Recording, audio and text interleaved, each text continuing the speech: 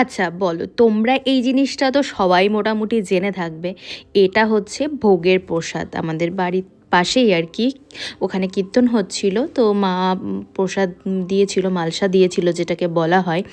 তো এখানে দেখো কত রকমের জিনিস, আমি আগে কখনো এটা মাখাইনি। এখানে সব দিয়ে মাখাতে হয়, মিষ্টি, তারপরে ইয়ে দিয়েছিল লুচি, আখের গুড়, খই, তারপরে চিড়ে, এ দেখো আখের গুড়, ছানা, কলা, হ্যাঁ, ফল, মানে 3-4 রকমের ফল, মানে তারপরে আরও অনেক কিছু, মানে মিষ্টি, তারপর তেলের পিঠে ছিল, লেবু ছিল, আর এই সব মানে সব একসাথে একটা মালসার মধ্যে দিয়ে তারপর ঠাকুরকে ভোগ লাগানো হয়। তো যেহেতু মানে এতটা একবারে মাখালে হয়তো নষ্ট হয়ে যেতে পারে, খাওয়া যাবে না, সেই জন্য মা বললো কিছুটা তুলে রাখ অন্তত, সব অল্প অল্প করে।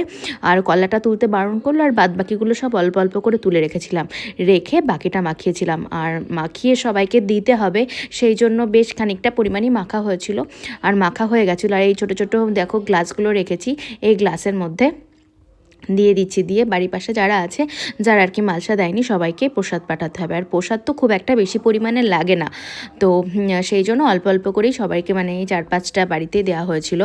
আর সেটাই আমি রেডি করছিলাম।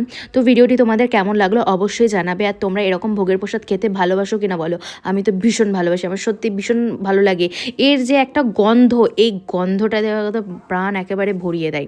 তো ভিডিওটি ভালো লাগলে একটি লাইক, কমেন্ট, শেয়ার করে দিও। আর যাদের আমার ভিডিওটি ভালো লাগছে না, তারা অবশ্যই আমার ভিডিওটি স্কিপ করে যেও, দেখার কোনো দরকার নেই।